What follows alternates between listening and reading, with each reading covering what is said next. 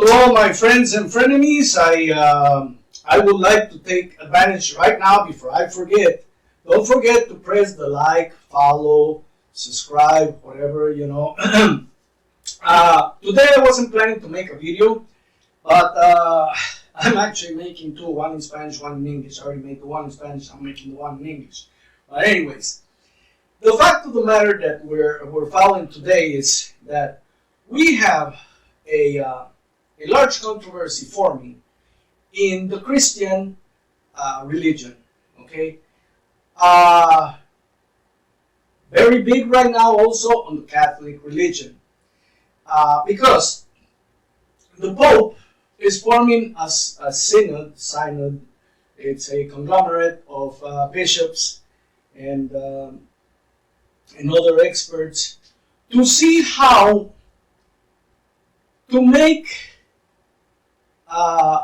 to look at this new situation that we have with LGBTQIA. This is similar to back in the day when the church thought that the earth was flat, and it wasn't. This is also akin to back when the church thought that, left-handed people were somehow or other wrong. Or back in the witchcraft days when they thought that, anybody that's studying science is probably, serving the devil and whatnot. These are growing pains. The church has gone through them.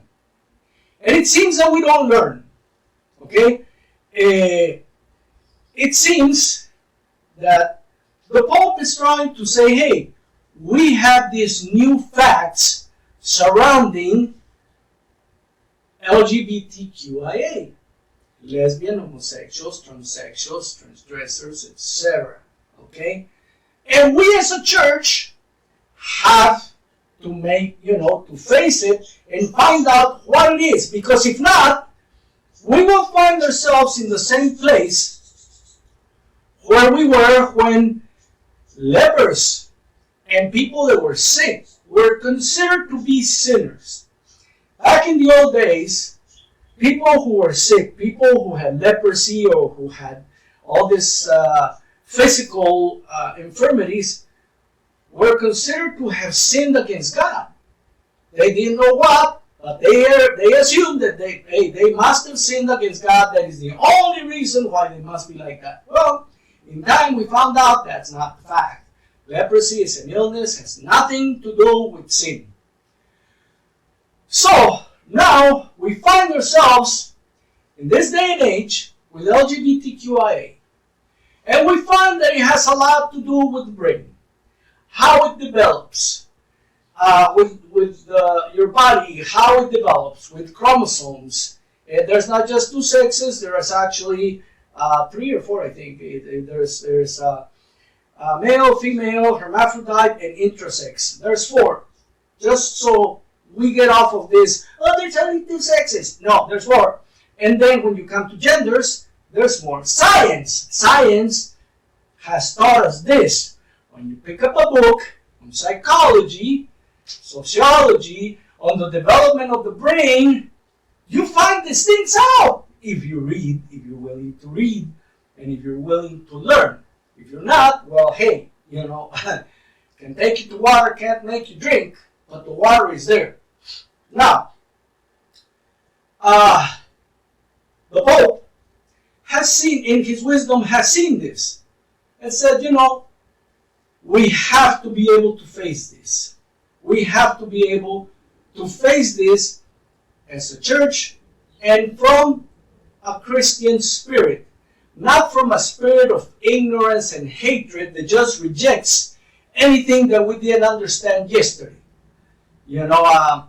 To quote, for those of you that like Trump, he said, the wheel was just such a good invention, and it's still the wheel. Yes, but we don't make the wheels out of wood or stone anymore, do we?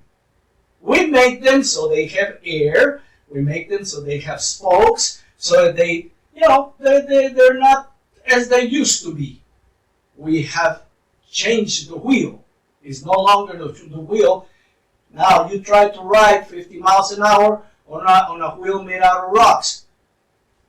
Have a good luck. Have a good day. Let me know how it goes, right? So we have to change. Now, for those priests and for those people who are adamant about, but we have to maintain the seed of faith. We can't change, because if we change, then it's no longer the same faith. Well, I want to give you a challenge and a surprise.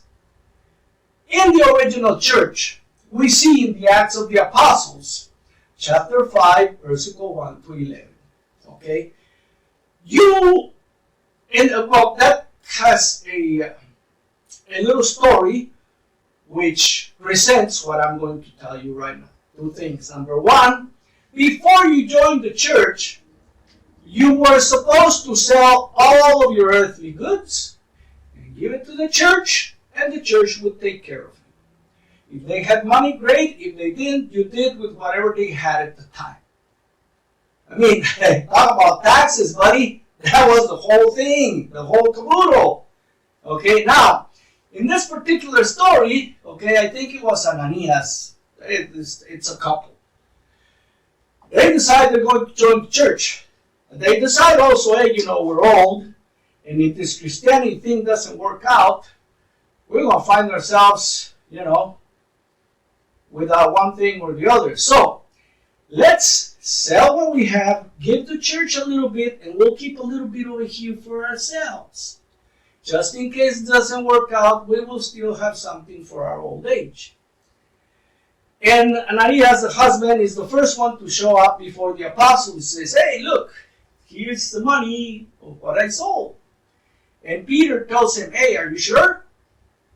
And he's like, yeah, that's all I got, man. And then the guy drops dead.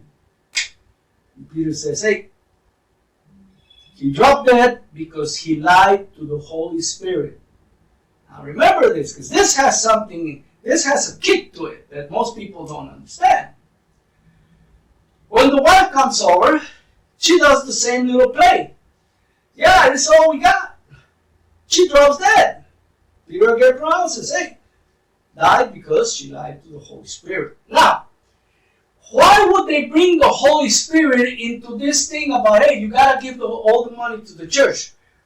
Because it was the only way that they saw, illuminated by the Holy Spirit, that the church could survive, could move forward. Okay? Now, that was essential for the church at the time. How many of you are willing to do that right now? And I'm talking to you priests and bishops, archbishops, that, you have a little bit on the side. When you retire, you're going to go to your little house and you have your little salary, because not only are you being priests, but you have also been given school by the church. So you have little jobs in universities, in schools, where they pay you extra. You have your salary from the church, and then you have your own little salary, and you have your pretty comfortable life. Okay, I know it. I've lived with you guys. Okay, so don't tell me no. And yeah, some of you are really exemplary. Most of you are not. I'm sorry. But that's just the fact, Jack. Alright? Now, I say that because right now, you are all about, we have to maintain the tradition. But when young people come close to you, they don't see the face of Christ. They see the face of a man who's willing to bend the words of Jesus and the revelations of Jesus in order to be relevant to politicians, to rich people. I want to tell you why. No, don't even get upset. I will tell you why. Because, you see, you're okay with Christians having M16s and M14s in their home to defend their home. That kind of weapon that's going to basically shred a human being to pieces. And if not, it's going to leave them unable to do anything for the rest of their life. Yeah, they shouldn't have come into the house of a Christian. How dare they? That's not what Jesus talked about, is it? Jesus said, hey, Peter, drop the sword. Right? Even in defense of his own life. Because Christians are supposed to believe in the life after. See, this world, to Christians, is supposed to be meaningless. We're just here passing by. But priests, hierarchy, you don't play it like that. Most of you play it like, I gotta have a position here.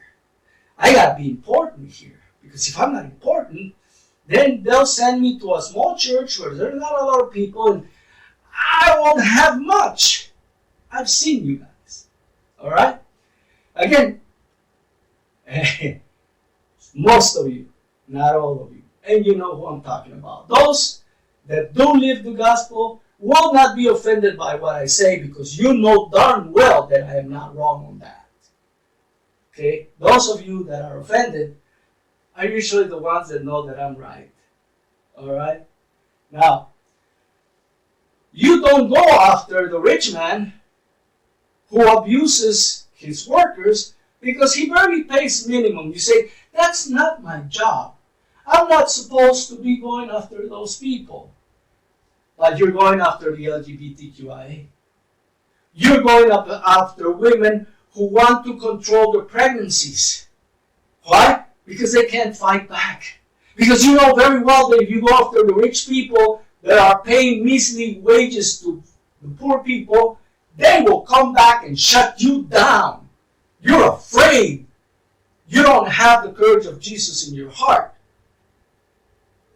You won't go after the Christians that come into the church with, well, Father, I have a heavy weaponry to protect my things because, you know, oh, yes, my child, you have a right to self-defense and whatnot. Do we really? With an M16? Come on. We are Christians or we're not? Do we believe that God can protect us or we don't? And if we don't, then we should be able to have the courage to say, you know what? I don't believe in God. I don't think God can do anything here. And just like you don't do anything about this guy or this guy, you shouldn't meddle with these other people just because they're weaker. Okay? You see that, well, women, everybody's after women right now, especially the men. They're like, they gotta be pregnant. And the priest is like, sanctity of life. What happened there?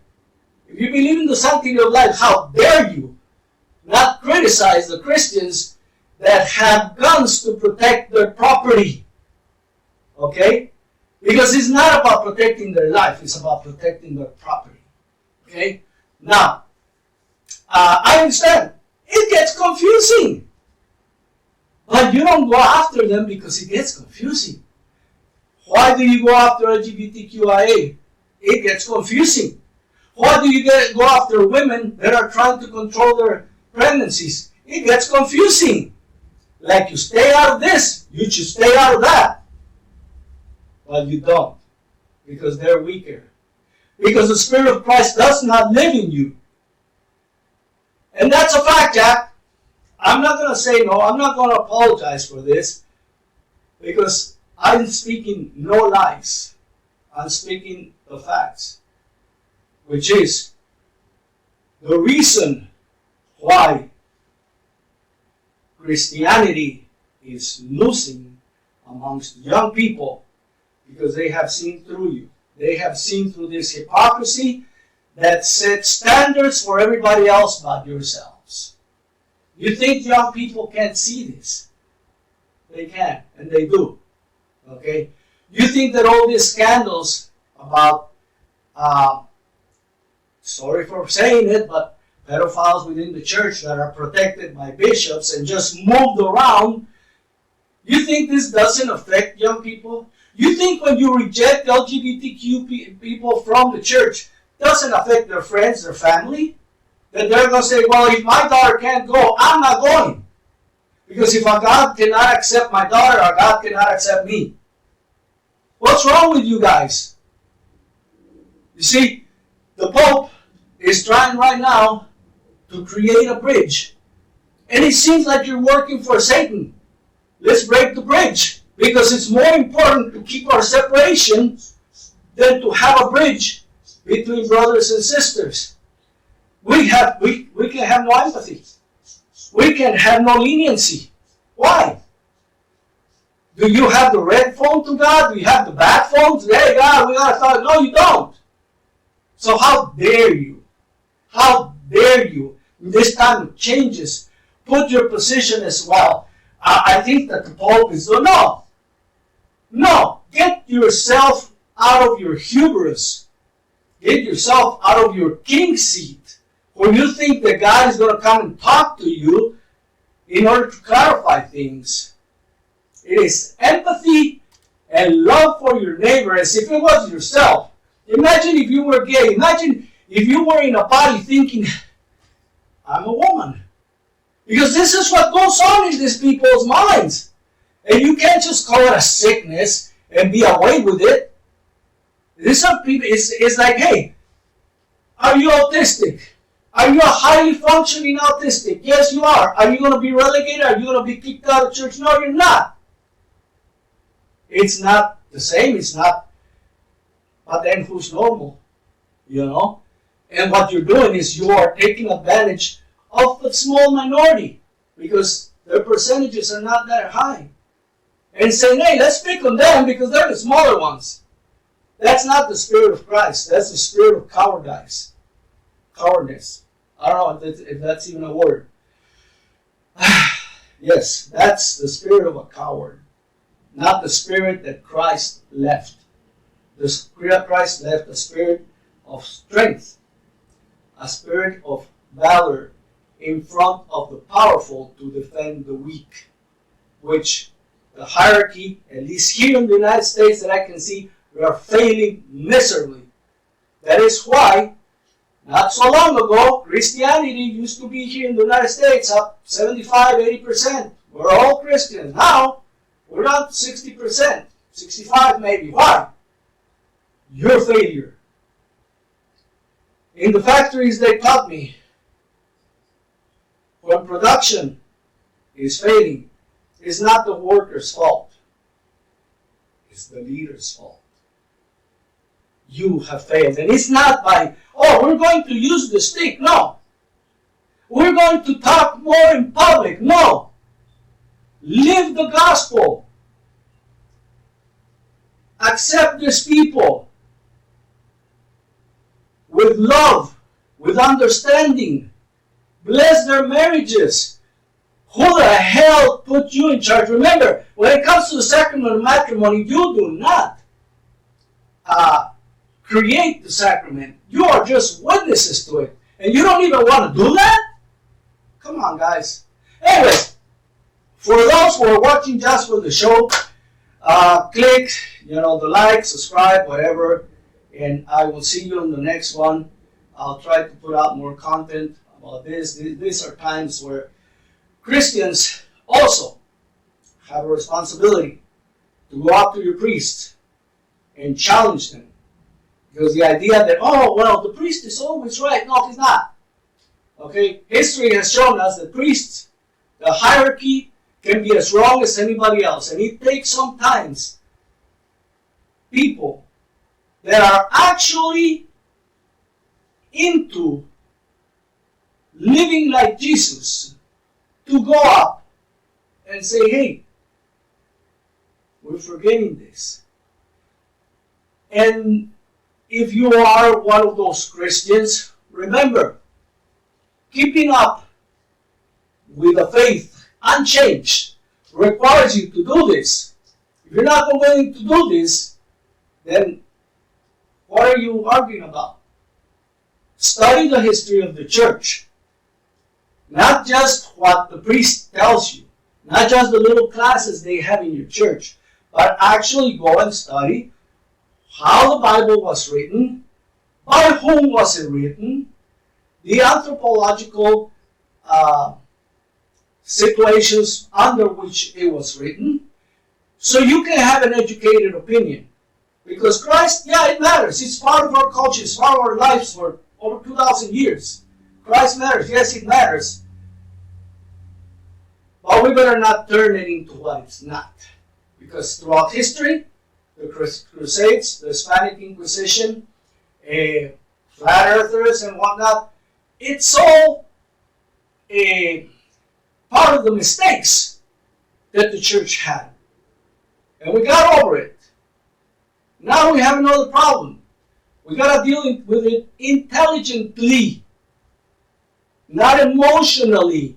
Oh, they're going to change my rosary. Well, whatever. You know, that is Jesus. Jesus is for change. If you read the Gospels, if any of you have actually read any of the Gospels, you will understand that Jesus was not about, okay, well, we're going to keep this because it's written in the books. We're going to keep this because it's tradition. No. Law was made to serve man. Man was not made to serve the law. Anyways, I think it's enough. I will see you guys later. Don't forget, see you in the next content, etc., etc. And I hope you have a great and awesome day. And take care, my friends.